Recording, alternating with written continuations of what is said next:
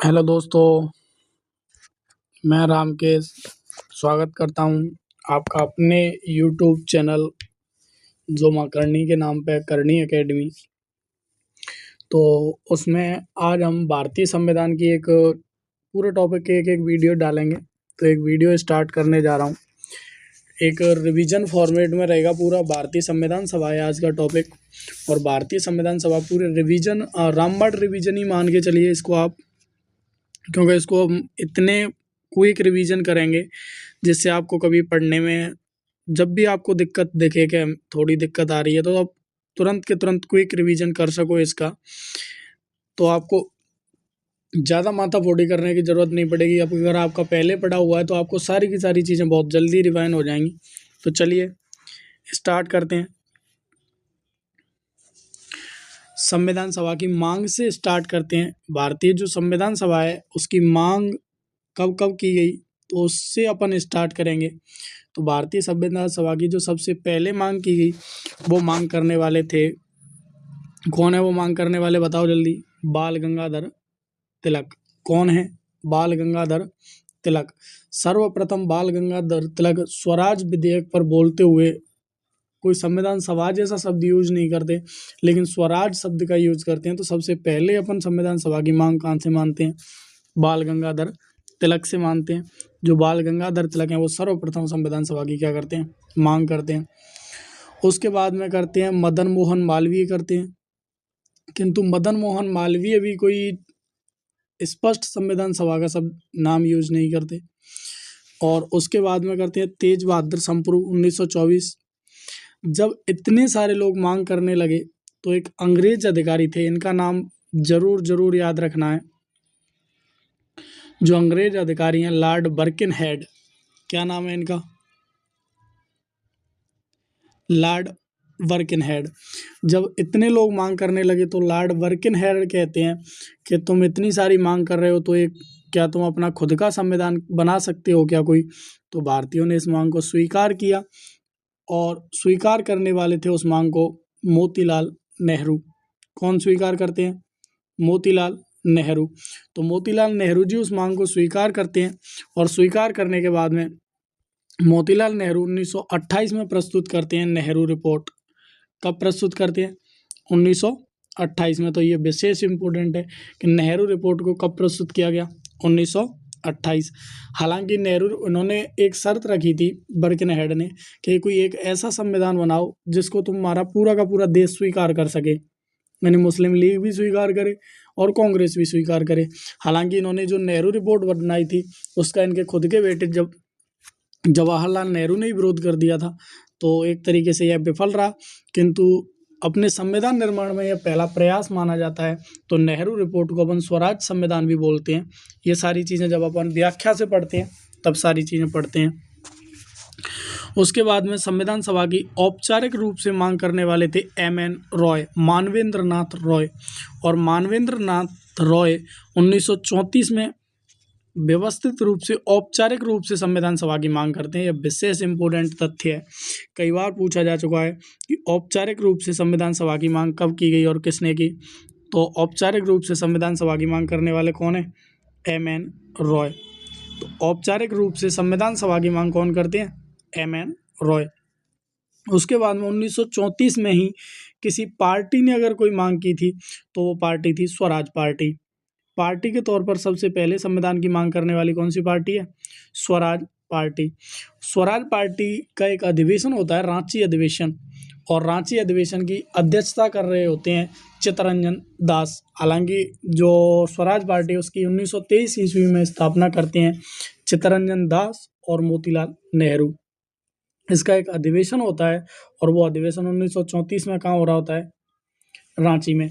और उस अधिवेशन में सर्वप्रथम अगर कोई पार्टी संविधान सभा की मांग करती है तो वो कौन सी पार्टी करती है? स्वराज पार्टी। उसके बाद में 1938 ईस्वी में पंडित जवाहरलाल नेहरू ने भी मांग की, लेकिन पंडित जवाहरलाल नेहरू ने, विशेष इंपॉर्टेंट तथ्य ये याद रखना है कि इन्होंने जो संविधान सभा की मांग की थी वो ये बोला था कि भारतीयों की जो संविधान सभा होगी उसका चुनाव वयस्क मताधिकार के आधार पर होना चाहिए।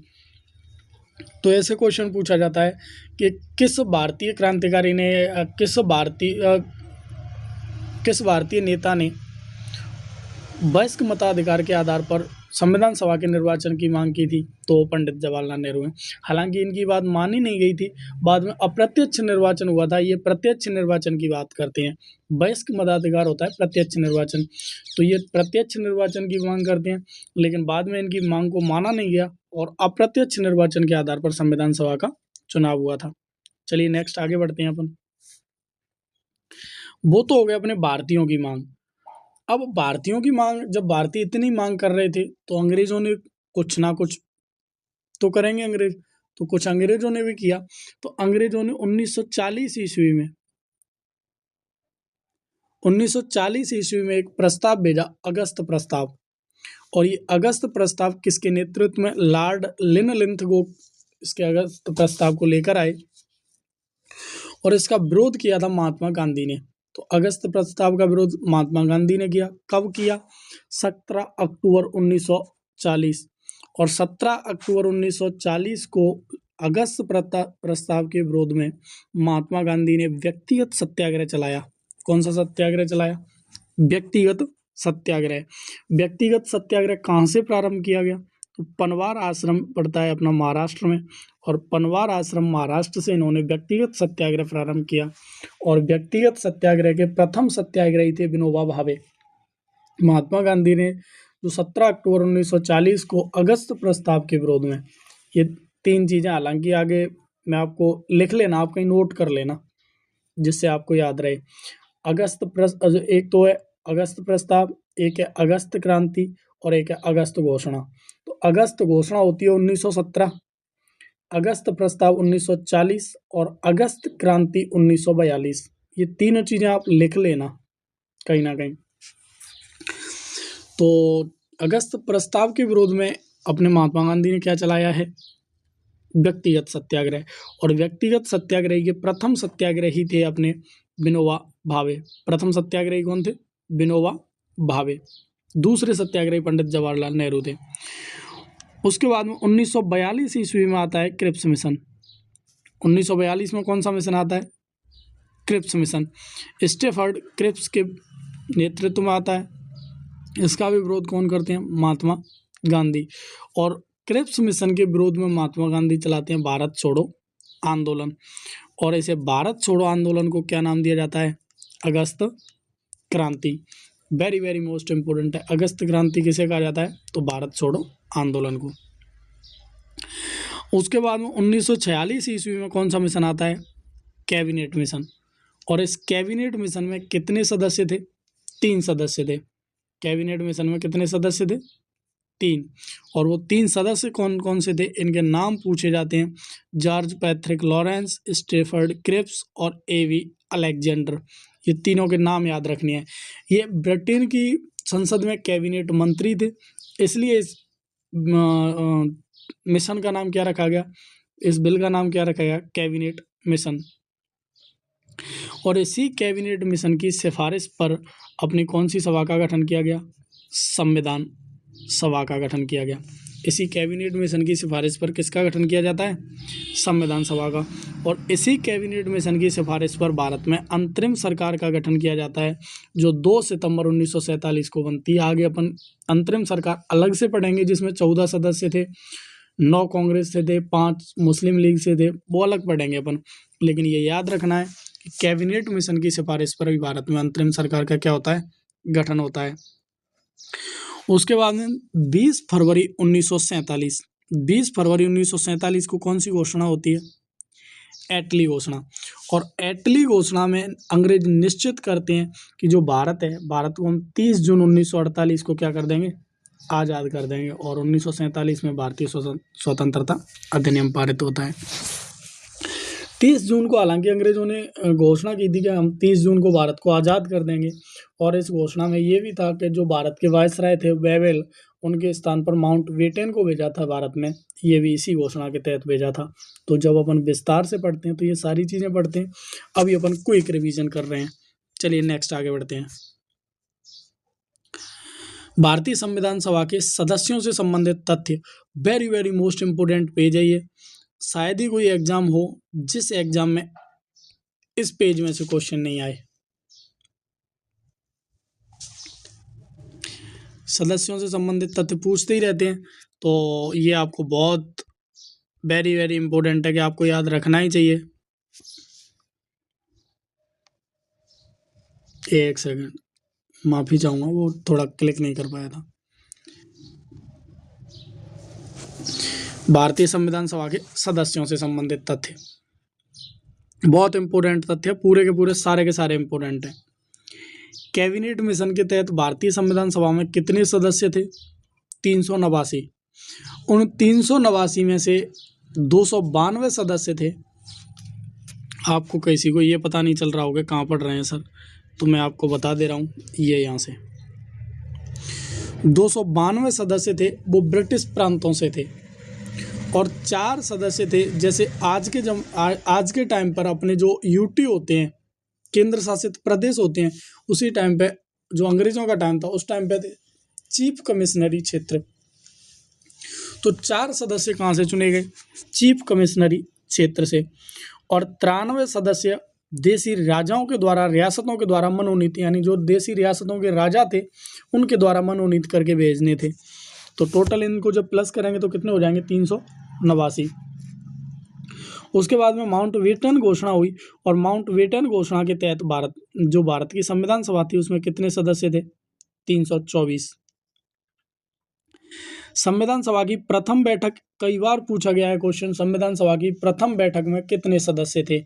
तो कुल सदस्य थे 207। और महिला कितनी थी उनमें? 10 महिलाएं थी। इन 10 महिलाओं के नाम भी अपन आगे पढ़ेंगे। बेगम एजाज रसूल थी, अम्मू स्वामीनाथन थी, सुचेता कृपलानी थी, सरोजिनी नायडू थी, मालती चौधरी थी। तो इन 10 महिलाओं के अपन नाम भी आगे अगले पेज में नाम पढ़ेंगे। भारतीय संविधान सभा के प्रथम अधिवेशन में कितने सदस्य थे? 11। ये सीधे सीधे याद रखने हैं। अधिवेशन होता है, अधिवेशन में 2, 4, 6 ज़्यादा बैठक हो सकती हैं। तो प्रथम बैठक हुई थी 9 दिसंबर 1946 को। उस दिन संविधान सभा में कितने सदस्य थे? 207। हालांकि सदस्य कम क्यों थे? क्योंकि इसका विरोध किया था देसी राजाओं ने, विरोध किया था प्रथम बैठक का, और मुस्लिम लीग ने विरोध किया था। तो मुस्लिम लीग और जो देसी रियासत ने थी उनके किसी भी सदस्य ने इसमें भाग नहीं लिया, इसलिए इतने कम सदस्य थे। और प्रथम अधिवेशन में कितने लोग हो गए? 211। उसके बाद में भारत का विभाजन होता है, और भारत के विभाजन के बाद में जो भारत की संविधान सभा थी, टोटल भारत और पाकिस्तान और बांग्लादेश तीनों को मिला के ये संविधान सभा बनाई गई थी। तो टोटल जो संविधान सभा थी भारत, पाकिस्तान और बांग्लादेश की, उसमें कितने सदस्य थे? 389। लेकिन जब विभाजन हुआ तो एक हुआ ईस्ट पाकिस्तान जो आज का बांग्लादेश है, और एक हुआ वेस्ट पाकिस्तान जो आपका वर्तमान का पाकिस्तान है। इन दोनों की जब सीटें निकाल दी तो कुल सीट भारत के कितने बची? 299। उन 299 में से निर्वाचित कितने थे? तो निर्वाचित से एक तो 229 थे ब्रिटिश प्रांतों से, जहाँ ब्रिटिश का डायरेक्ट कंट्रोल था, और 3 सदस्य थे चीफ कमिश्नरी क्षेत्र। पहले 4 सदस्य थे, 4 में से ये चीफ कमिश्नरी क्षेत्रों के मैं नाम बता दे रहा हूँ आपको। एक था कुर्ग, कर्नाटक में पड़ता है। एक था बलूचिस्तान जो आज के पाकिस्तान का सबसे बड़ा प्रांत है। और एक था दिल्ली, और एक था अजमेर मेरवाड़ा जो अपने राजस्थान में पड़ता है। तो बलूचिस्तान वाला जो प्रांत था चीफ कमिश्नरी क्षेत्र, वो पाकिस्तान में चला गया। तो अपने पास कितने बचे? 3 प्रांत बचे, और 70 सदस्य बचे जो देसी राजाओं को भेजने थे। उसके बाद में संविधान पर हस्ताक्षर करने वाले कितने थे? ये शायद पिछली जो सेकंड ग्रेड वैकेंसी हुई है उसमें वो क्वेश्चन पूछ रखा था, भारतीय संविधान पर कितने लोगों ने हस्ताक्षर किए थे। तो भारतीय संविधान पर हस्ताक्षर कितने लोगों ने किए थे? 284। सबसे पहले हस्ताक्षर करने वाले थे पंडित जवाहरलाल नेहरू, और सबसे अंत में हस्ताक्षर करने वाले थे राजेंद्र प्रसाद। और राजस्थान की साइड से सबसे पहले हस्ताक्षर करने वाले थे बलवंत सिंह मेहता। भारत की संविधान सभा में कुल महिलाएं कितनी थी? 15। वेरी वेरी मोस्ट इंपोर्टेंट है। कुल कितनी महिलाएं थी? 15 महिलाएं थी। कितनी महिलाएं थी? 15। बहुत इंपॉर्टेंट है, 15 महिलाएं थी। उनमें से हालांकि यहाँ तक सबको याद रहता है कि 15 महिलाएं थी। फिर आपको क्या याद रखना है? भारत की संविधान सभा में कुल निर्वाचित महिलाएं कितनी थी? तो 14। कुल मनोनीत महिलाएं कितनी थी? एक सेकंड में माफ़ी चाहूँगा, ये गलती हो गई है मेरे से, यहाँ टाइपिंग में गलती हो गई है, ये निर्वाचित नहीं होगा, इस जगह मनोनीत आएगा। एक सेकंड में इसको साफ कर दूं, मिस्टेक हो ही जाती है टाइपिंग वगैरह में, कोई बड़ा इशू नहीं है। मनोनीत, मनोनीत। भारतीय संविधान सभा में कुल महिलाएं कितनी थी? 15। 15 में से 14 महिलाएं निर्वाचित होकर आई थी, यानी ब्रिटिश क्षेत्रों से आई थी निर्वाचित होके, और एक महिला मनोनीत करके भेजी गई थी। वो मनोनीत करके भेजी गई थी त्रावणकोर रियासत से। त्रावणकोर रियासत पड़ती है केरल में, वहां से मनोनीत करके भेजी गई थी, तो एक मनोनीत महिला थी। भारत की संविधान सभा में कुल उपाध्यक्ष कितने रह चुके? तो कुल 3 उपाध्यक्ष रहे। फ्रैंक एंथोनी थे, वो अस्थायी उपाध्यक्ष रहे, और HC मुखर्जी स्थायी अध्यक्ष, और कृष्णमाचारी ये 2 स्थायी अध्यक्ष थे। इन दोनों के भी मैं बता दे रहा हूँ, हालांकि आगे लिख रखा होगा, फिर भी मैं बता दे रहा हूँ। HC मुखर्जी हैं, वो HC मुखर्जी ब्रिटिश प्रांतों के उपाध्यक्ष थे, और कृष्णमाचारी BT कृष्णमाचारी हैं, वो अपनी जयपुर रियासत से थे, और वो देसी रियासतों के उपाध्यक्ष थे। तो ये वेरी वेरी मोस्ट इम्पोर्टेंट है भाई। भारतीय संविधान सभा के चुनाव कब हुए थे? जुलाई अगस्त 1946। वेरी वेरी मोस्ट इम्पोर्टेंट है। जुलाई अगस्त 1946 को भारतीय संविधान सभा के क्या होते हैं? चुनाव। अब आपको ये भी लग सकता है कि जब जुलाई अगस्त में चुनाव हो गए तो प्रथम बैठक अपन 9 दिसंबर को क्यों कर रहे हैं, पहले कर लेते। तो 9 दिसंबर तक हम वेट कर रहे होते हैं कि देसी रियासतें मान जाएं, और जो मुस्लिम लीग है उसको मनाने का प्रयास करते हैं। जब फाइनल हो जाता है कि मुस्लिम लीग नहीं मानेगी, तो फिर अपन 9 दिसंबर को क्या करते हैं? बैठक करते हैं। चुनाव का रिजल्ट क्या रहा था? तो कुल 296 सीटों पर चुनाव हुए। 296 कौन कौन सी? 292 ब्रिटिश प्रांतों वाली, और 4 चीफ कमिश्नरी वाली। तो कुल 296 सीटों पर चुनाव हुए। उनमें से 208 सीटों पर जीती कांग्रेस, 73 सीटों पर जीते मुस्लिम लीग, 8 निर्दलीय विधायक जीत के आए सांसद, और 7 दल ऐसे थे जिनको एक एक सीट मिली थी। तो इसका मतलब क्या हुआ कि जो भारतीय संविधान सभा है बहुत इंपॉर्टेंट है।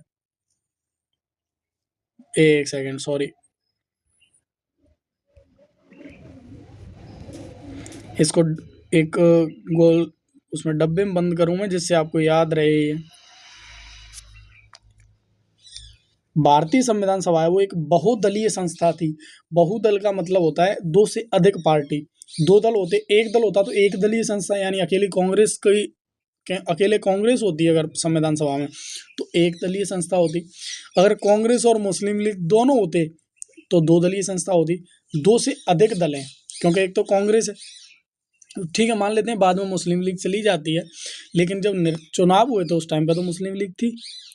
लेकिन 7 और दल हैं जिनको एक एक सीट मिली है, जैसे अकाली दल हो गया, हिंदू महासभा संगठन हो गया, और भी दल थे। तो उनमें से 7 दल थे जिनको एक एक सीट मिली थी।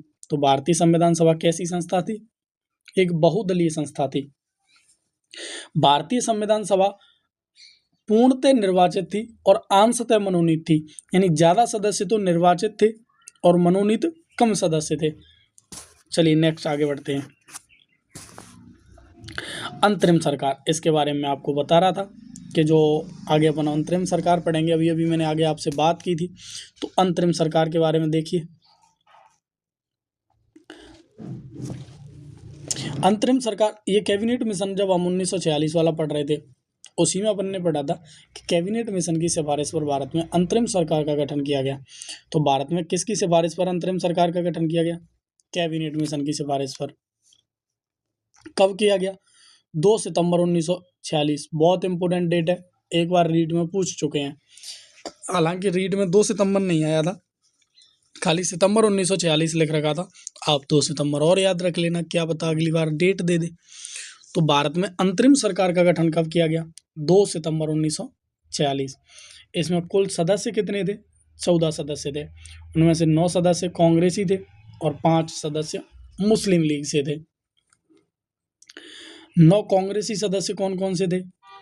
पंडित जवाहरलाल नेहरू थे, सरदार वल्लभ भाई पटेल थे, राजेंद्र प्रसाद थे, बलदेव सिंह थे, CS बाबा थे, जगजीवन सिंह थे, जॉन मथाई, आसफ अली और सी गोपालाचारी। सिराज गोपालाचारी है इनका पूरा नाम, सिराज गोपालाचारी। यहाँ से एक चीज़ आपको थोड़ी सी अलग याद रखनी है कि मुस्लिम आपसे ये क्वेश्चन पूछा जा सकता है, अंदर से मुझे ऐसे लग रहा है कि जो आजकल का लेवल है एग्जामों का, उस तरीके से पूछा जा सकता है भारत की अंतरिम सरकार के कांग्रेसी मुस्लिम सदस्य कौन से थे। तो कांग्रेसी मुस्लिम सदस्य कौन है? आसिफ अली। बहुत डीप क्वेश्चन हो जाएगा, और डीप क्वेश्चन आजकल RPSC पूछने लग गई है, तो इनका नाम आपको ज़रूर याद रखना है कि भारत की अंतरिम सरकार में एक सदस्य थे आसिफ अली। थोड़ा ये डब्बे को मैं ऊपर करूँगा 1 सेकंड, जिससे आपको सही से नाम दिखे। आसिफ अली, तो ये आपको याद रखना है, ये कांग्रेसी थे और मुस्लिम थे। भारतीय अंतरिम सरकार में कांग्रेसी मुस्लिम सदस्य कौन से थे? आसिफ अली। 5 सदस्य थे मुस्लिम लीग के। मुस्लिम लीग के सदस्य थे लियाकत अली, II चंद्रीगढ़, गजनफर अली खान और अब्दुल तथ निस्तर और जोगिंद्रनाथ मंडल। इसमें से आपको एक चीज़ याद रखनी है यहाँ पर कि इसमें जो मोहम्मद अली जिन्ना थे वो सदस्य नहीं थे। ये तो हालांकि अपन आगे बढ़ेंगे कि संविधान सभा है उसके ना तो सदस्य मोहम्मद अली जिन्ना थे और ना ही महात्मा गांधी थे। तो ये क्वेश्चन कभी कभी पूछ ले कि अंतरिम सरकार में मुस्लिम लीग के सदस्य नहीं थे, तो मोस्टली चांस है कि वो ऑप्शन में आपको क्या देगा ऑप्शन में? मोहम्मद अली जिन्ना। चलिए नेक्स्ट आगे बढ़ते हैं। स्वतंत्र भारत की प्रथम कैबिनेट। जब भारत 15 अगस्त 1947 को आज़ाद हो जाता है, आज़ाद होने के बाद में एक कैबिनेट बनाई गई जिसमें भी 14 सदस्य थे। अंतरिम सरकार में भी 14 सदस्य और स्वतंत्र भारत की प्रथम कैबिनेट में भी कितने सदस्य हैं? 14। वो 14 कौन कौन से? पंडित जवाहरलाल नेहरू हैं, जिनको प्रधानमंत्री और विदेश मंत्री बनाया गया। दूसरे हैं सरदार वल्लभ भाई पटेल हैं, जिनको गृह मंत्री और सूचना प्रसारण मंत्री बनाया गया। तीसरे हैं राजेंद्र प्रसाद, खाद्य एवं कृषि मंत्री हैं। मौलाना अब्दुल कलाम आज़ाद हैं, शिक्षा मंत्री हैं। जगजीवन राम हैं, श्रम मंत्री हैं। रफ़ी अहमद किदवई हैं, संचार मंत्री हैं। CS बाबा है, वाणिज्य मंत्री हैं। राजकुमारी अमृता कौर है, ये अमृत कौर नहीं है, अमृता कौर है, स्वास्थ्य मंत्री हैं, एकमात्र महिला मंत्री हैं, ये भी आपको याद रखना है। भीमराव अंबेडकर हैं, भारत के प्रथम विधि मंत्री बनते हैं ये। बलदेव सिंह हैं, रक्षा मंत्री हैं। RK सेठी हैं, वित्त मंत्री हैं। जॉन मथाई रेलवे मंत्री हैं, जो निर्दलीय सांसद थे। श्यामा प्रसाद मुखर्जी हैं, उद्योग मंत्री हैं। NV गॉडगिल हैं, खनन एवं ऊर्जा मंत्री। तो ये 14 के 14 नाम आपको याद रखने हैं। 14 के 14 नाम आपको बार बार पढ़ने हैं और याद रखने हैं बार बार।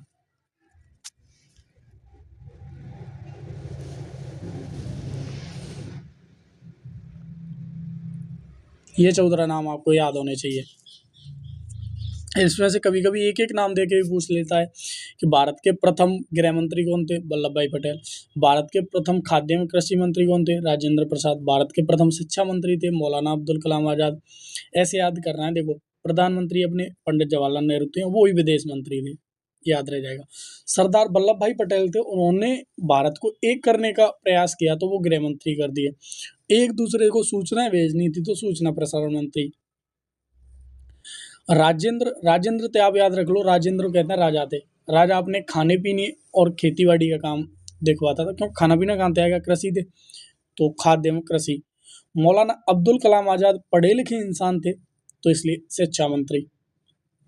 जगजीवन राम, जीवन चलाना है तो जीवन कैसे चलेगा? श्रम थे, तो जगजीवन राम श्रम मंत्री। रफ़ी अहमद किदवई संचार मंत्री। तो ये सारे के सारे आपको इस तरह कुछ करके तिकड़मबाजी करके याद रख लेना, याद होना ही चाहिए। कभी कभी एक नाम दे के पूछ लेता है। नेक्स्ट, संविधान निर्माण की प्रक्रिया बहुत इंपॉर्टेंट है भाई, यहाँ से क्वेश्चन आएगा, जरूर आएगा यहाँ से क्वेश्चन। भारतीय संविधान सभा की प्रथम बैठक, भारतीय संविधान सभा की प्रथम बैठक 9 दिसंबर 1946 को हुई 207 सदस्यों ने भाग लिया, इनमें से 10 महिलाएं थी। महिला कितनी थी? 10। इनके नाम 10 महिलाओं के अपन आगे पढ़ेंगे। इस सभा में डॉक्टर सच्चिदानंद सिन्हा को अस्थायी अध्यक्ष बनाया गया। ये क्वेश्चन यूपीएससी में भी पूछ लिया है, हालांकि आप कक्षा 9 से पढ़ते हुए आते हैं तो आसान लगता है, लेकिन यूपीएससी में पूछ रखा है ये क्वेश्चन।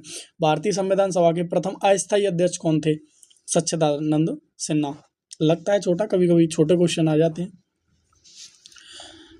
उसके बाद में ये दूसरी बैठक, हालांकि ये मोस्टली अपन पढ़ते नहीं है दूसरी बैठक को, लेकिन आज आपको पढ़नी पड़ेगी क्योंकि आजकल का जो लेवल है ना एग्जाम का वो अलग हो गया है। भारतीय संविधान सभा की दूसरी बैठक होती है 10 दिसंबर 1946। पहली 9, दूसरी 10, तीसरी 11, चौथी 12 और पांचवी 13 दिसंबर। ये सारी बैठकें ये कंटिन्यू है क्योंकि इनमें कुछ ना कुछ होता है, इसलिए याद रखनी है। बाकी बैठकें आपको याद नहीं रखनी, कौन सी बैठक में कौन सा काम हुआ वो सारी चीज़ें आपको याद रखनी पड़ेंगी। तो दूसरी बैठक कब होती है संविधान सभा की?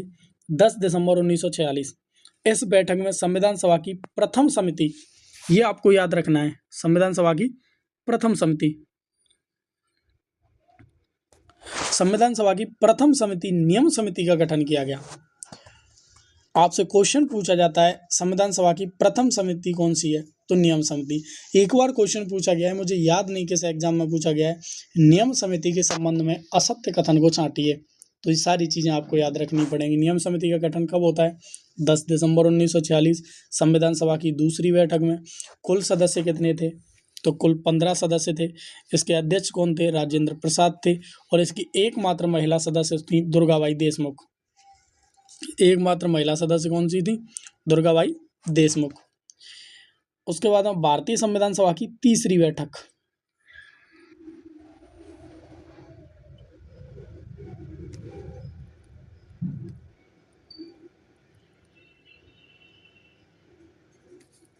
भारतीय संविधान सभा की तीसरी बैठक 11 दिसंबर को होती है, 11 दिसंबर 1946 को।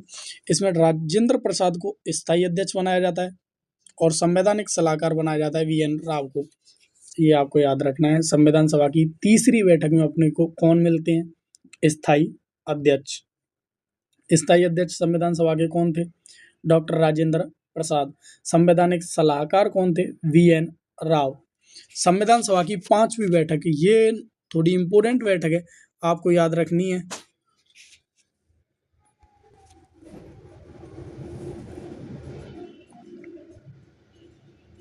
संविधान सभा की पांचवी बैठक 13 दिसंबर को होती है, 13 दिसंबर 1946 को। इस बैठक में पंडित जवाहरलाल नेहरू ने उद्देश्य प्रस्ताव को प्रस्तुत किया था। पांचवी बैठक में पंडित जवाहरलाल नेहरू ने कौन सा प्रस्ताव पेश किया था? उद्देश्य प्रस्ताव। ये क्वेश्चन तो हजारों बार पूछा गया है। उद्देश्य प्रस्ताव को प्रस्तुत कब किया गया? 13 दिसंबर 1946। कब पारित हुआ? 22 जनवरी 1947। बहुत इंपोर्टेंट डेट है, लेकिन क्या पता एग्जामिनर थोड़े अपडेट होते हैं तो ये पूछ ले कौन सी बैठक में प्रस्तुत किया गया था? तो पांचवी बैठक में। किसने प्रस्तुत किया था? पंडित जवाहरलाल नेहरू ने। इस प्रस्ताव के तुरंत पारित होने का विरोध करने वाले थे भीमराव अंबेडकर और MR जयकर। भीमराव अंबेडकर और MR जयकर ने विरोध किया कि हमें मुस्लिम लीग का वेट करना चाहिए, शायद वो शामिल हो जाएं, तब हम इस प्रस्ताव पर विस्तार से चर्चा कर सकेंगे। किंतु मुस्लिम लीग शामिल नहीं हुई। तो 41 दिन के बाद में, ये भी आजकल डेट कुछ एग्जाम का लेवल बढ़ गया है तो आपको ये दिन भी याद रखने पड़ेंगे। 41 दिन की बहस के बाद में 22 जनवरी 1947 को उद्देश्य प्रस्ताव क्या हो जाता है? 22 जनवरी 1947 को उद्देश्य प्रस्ताव पारित हो जाता है। चलिए नेक्स्ट आगे बढ़ते हैं।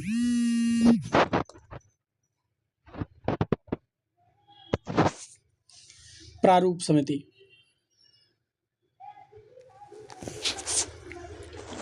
प्रारूप समिति तो आपको पता ही है कितनी इंपोर्टेंट समिति है। भारतीय संविधान सभा की एकमात्र जो सबसे इम्पोर्टेंट समिति है वो प्रारूप समिति है, जिसे ड्राफ्टिंग कमेटी भी बोलते हैं। प्रारूप समिति की स्थापना होती है 29 अगस्त 1947।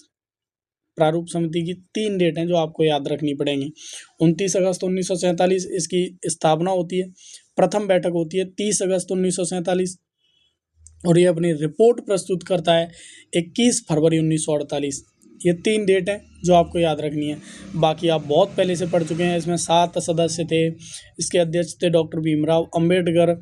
इसकी जो प्रथम बैठक हुई थी 30 अगस्त 1947, उसी दिन अध्यक्ष का निर्धारण किया गया। और अन्य सदस्य कौन कौन से हैं वो आपको ये सारे सदस्य याद रखने पड़ेंगे। एक सेकंड में माफ़ी चाहूँगा।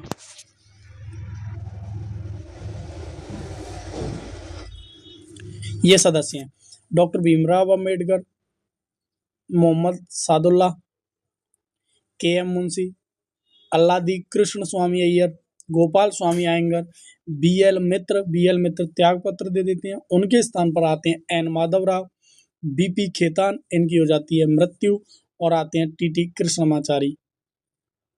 तो ये प्रारूप समिति आपको याद रह जाएगी। 30 अगस्त 1947 को गठन होता है, 29 अगस्त 1947 को गठन होता है। 30 अगस्त को प्रथम बैठक होती है जिसमें भीमराव अंबेडकर को अध्यक्ष बनाया जाता है। 21 फरवरी 1948 को ये क्या करते हैं, अपनी प्रथम 21 फरवरी 1948 को संविधान सभा के समक्ष अपनी रिपोर्ट प्रस्तुत करते हैं। नेक्स्ट आगे बढ़ते हैं, चलिए। 24 जनवरी 1950 को ये संविधान सभा की अंतिम बैठक थी। अंतिम बैठक कब हुई, अंतिम बैठक, और बैठक की जो संख्या है वो कितनी है, 166वीं बैठक थी। 24 जनवरी 1950 संविधान सभा की अंतिम बैठक थी और 166वीं बैठक थी। इस दिन 284 सदस्यों ने संविधान पर हस्ताक्षर किए। इसी दिन, ये देना नहीं है, इसी दिन भारत के राष्ट्रीय गीत और राष्ट्रीय गान को मान्यता दी गई। 24 जनवरी 1950 को भारतीय संविधान सभा की जो अंतिम बैठक थी, उसी दिन राष्ट्रीय गीत को और राष्ट्रीय गान को मान्यता दी गई। राष्ट्रीय ध्वज को मान्यता इस दिन नहीं दी गई। राष्ट्रीय ध्वज को मान्यता दी जाती है 22 जुलाई 1947, पहले ही मान्यता दे देते हैं।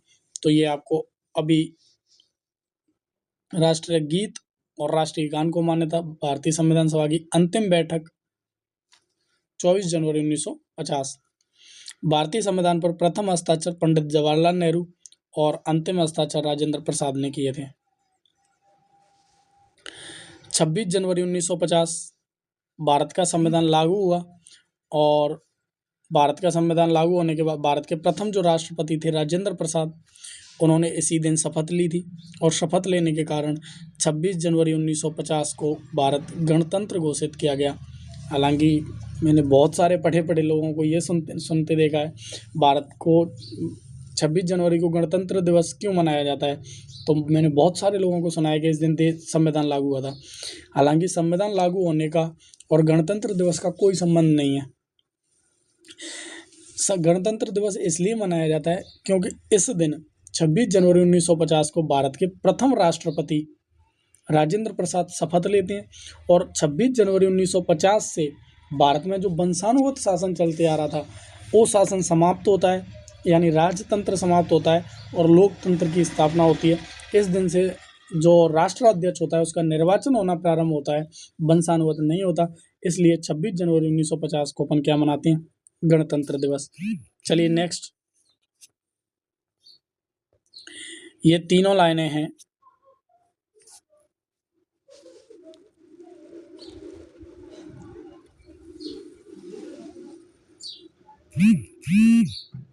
ये आपको याद रखनी पड़ेंगी। देखिए, भारतीय संविधान के निर्माण में लगा समय, भारतीय संविधान के निर्माण में कितना समय लगता है, तो 2 वर्ष 11 माह 18 दिन का समय लगता है। कब से कब तक भारतीय संविधान बनता है, तो 9 दिसंबर प्रथम बैठक थे, 26 नवंबर 1949 को बन के तैयार हो जाता है संविधान। यानी संविधान निर्माण में कितना समय लगता है, तो 2 वर्ष 11 माह 18 दिन। कब से कब तक, 9 दिसंबर 1946 से 26 नवंबर 1949। भारतीय संविधान सभा ने कुल कितने समय तक कार्य किया, भारतीय की जो संविधान सभा है उसने कुल कितने समय तक कार्य किया था, तो 3 वर्ष 1 माह 16 दिन। ये तीनों याद रखनी है आपको। 3 वर्ष 1 माह 16 दिन भारत की संविधान सभा कार्य करती है। कब से कब तक, तो 9 दिसंबर 1946 अपनी प्रथम बैठक से 24 जनवरी 1950 अपनी अंतिम बैठक तक कितने समय कार्य करती है, 3 वर्ष 1 माह और 16 दिन। उसके बाद में नेक्स्ट है भारतीय संविधान सभा ने संसद के रूप में कुल कितना कार्य किया? भारत की जो संविधान सभा है वो संसद के रूप में कितना कार्य करती है? तो 4 वर्ष 5 माह और 26 दिन। 4 वर्ष 5 माह 26 दिन भारत की जो संविधान सभा है उसने संसद के रूप में कार्य किया था। 17 नवंबर 1947 को इसको कार्य मिलता है संसद का, और 13 मई 1952 तक कार्य करती है। जब 1952 में प्रथम आम चुनाव हो जाते हैं, उसके बाद में इस संविधान सभा का विघटन होता है, और विघटन के बाद में संसद के रूप में से विघटन होता है। इसलिए संसद के रूप में इसने कार्य कितना किया है? 4 वर्ष 5 माह और सॉरी ये मार्च नहीं है, मैं माफी चाहूंगा, थोड़ी टाइपिंग में मिस्टेक हो गई है।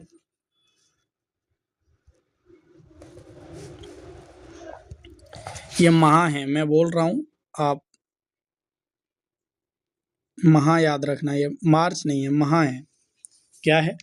माह। हालांकि बाद में कोई पीडीएफ वगैरह पढ़े तो फिर वो मेरे से बोले कि सर आपने गलत पढ़ा रखा है। तो ये माह नहीं है, क्या है वो, सॉरी मार्च नहीं, माह है।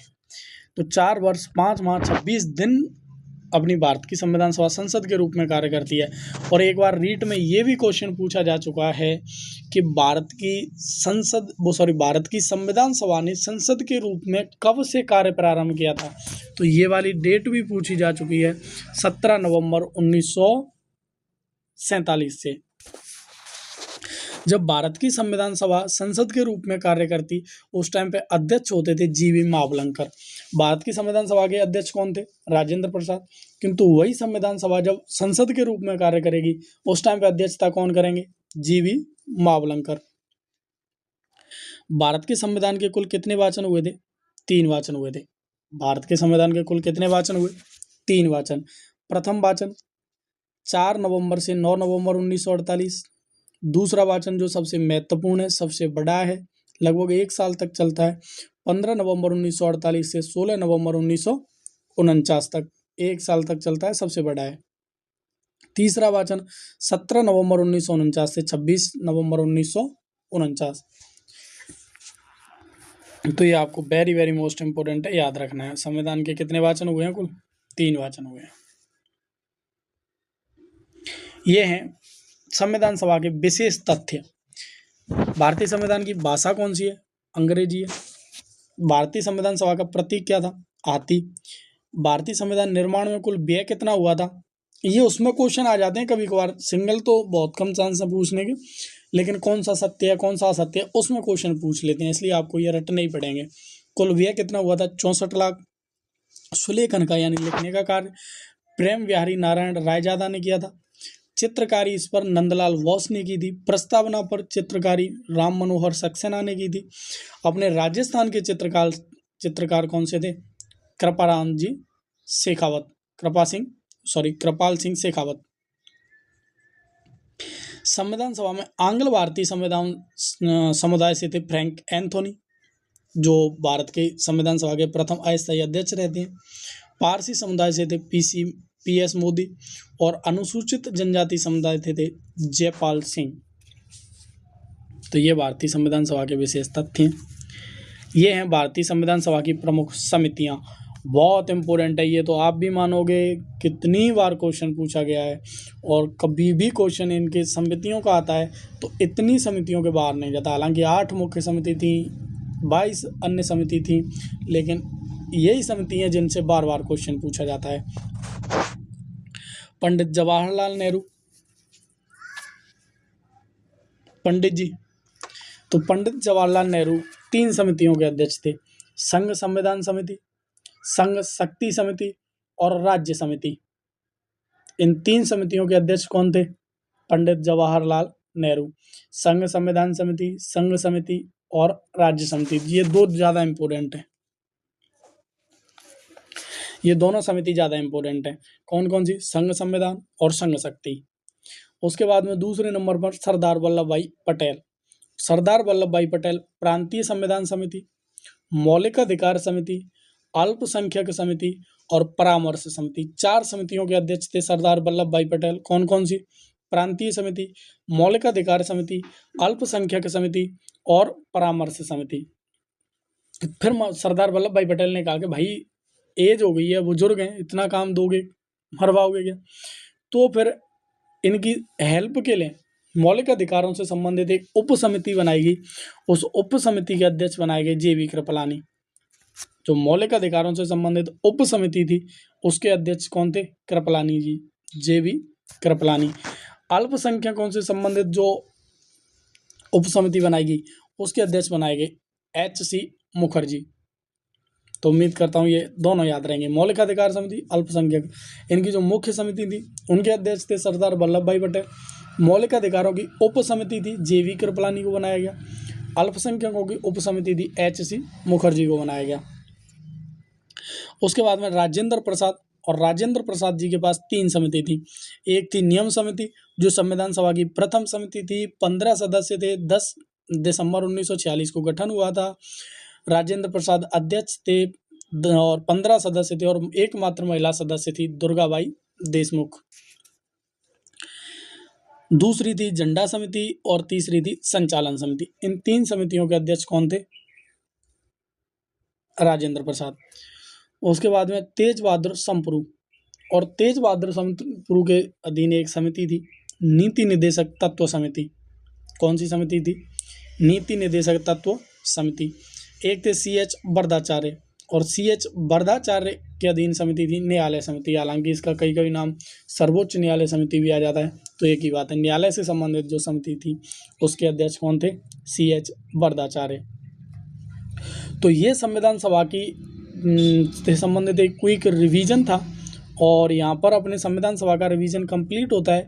और इसी संविधान सभा से संबंधित मैं कोई PYQ और MCQ वगैरह जोड़ दाड़ के कुछ अपने साइड से बनाए हुए क्वेश्चन कर रखे हैं मैंने। वो क्वेश्चनों की मैं कल वीडियो डालूंगा। तो ऐसे ही एक टॉपिक एक दिन में और क्वेश्चन।